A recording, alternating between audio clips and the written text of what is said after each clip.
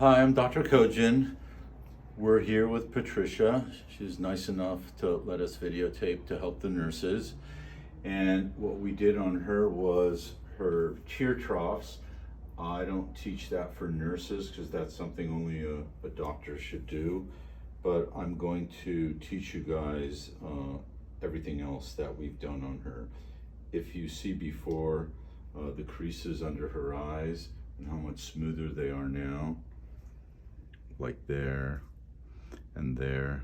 And so I put Restylane under the eyes, and now she has some nasolabial folds. What I did was I evened out her zygomatic arch with Juvederm and Juvederm. Juvederm is 24 milligrams of hyaluronic acid per milliliter. Restylane is only 20. That's why only Restylane can go on in the tear trough area. She had a little concavity of the dorsum of the nares here, and so I put a little bit of Restylane here and I built up the dorsum so it's a little straighter. A lot of times women that have a little verticality here of the glabella, that makes them look masculine, and so I built up the glabella also to give the smooth transition. The dorsum should meet the calvarium right at the glabella. If the dorsum ends too early, then you can mitigate that by putting more filler here. Any kind of HA can go here. Any kind of hyaluronic acid can go here. Restylane or Juvederm, it's fine. So we did that. We did her tear troughs, looks very good. We did her nose. I built up her zygomas. Remember, first create symmetry, then create contrast. We're creating the 3-point promontory. And so now we're gonna keep going. Bring your chin down, please, and relax. Okay. So, she had some asymmetries, and you see here she has some normal soft tissue ptosis, and you can alleviate the soft tissue ptosis by building up the zygomas, which I did. And so the way to do that is, again, you're going in 45 degrees deep submuscular, and it just takes very little, and that builds up the zygomatic arch, and you want to make sure that the two zygomas are symmetrical in the medial, mid, and lateral projections. And as you increase the mid-face volume here, it elevates the soft tissues so that the nasolabial folds are less. So now that we did the tear troughs, the nose, the cheekbones are beautiful and smooth, now we're ready for the nasolabial folds. So I'm gonna change my needle. A sharp needle is a painless needle. It also causes less bruising and bleeding. These are the Terumo needles that they come with. And so we're going to do that, and we're also gonna do lips.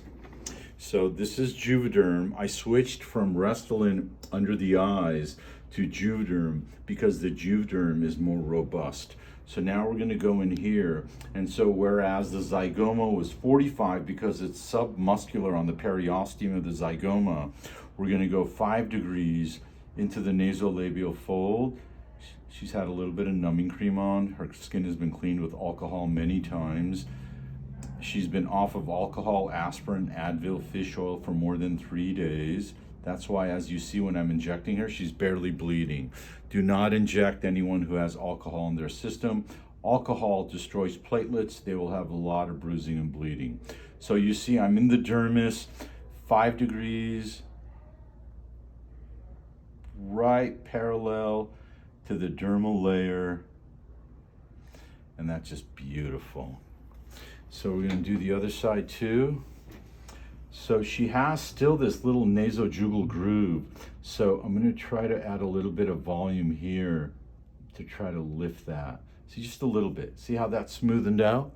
Right there. So you always want to address superior to the nasolabial fold before injecting just the nasolabial fold. When you build up the mid-face to give the 3-point promontory, it's always 45 degrees. When you're doing wrinkles, you see how much better this side is now from that side? You're going 5 degrees. So this is the 5 degrees intradermal, bevel up, superficial. I tent it. You see how I'm tenting it? Tent the skin. These are all the tricks, and that makes it better. So this is like much better. So we elevated the soft tissues almost like a facelift. We got the cheekbones a little bigger to give her the 3-point promontory. We evened out the imperfections that she had and some of the asymmetries. The nasolabial folds are much less. We can do a little bit more here. But so she has these. So I'm gonna go in here because she doesn't like these, and I'm gonna try to fill those a little bit too. So let's do this one first. Superficial, push and inject. See how much better that is? Now go ahead and turn. Let's switch sides. So now we're gonna come in here. And I told her what's great for these kind of fine lines and wrinkles is Retin-A. Retin-A is the best thing to be on for these fine lines and wrinkles. Now, so this is just great. We did her under eyes, we did her cheeks, we did her nasolabial folds. Now, these are vertical. The oral commissures are here. These are just horizontal wrinkles that you can fill. So, go ahead and stop.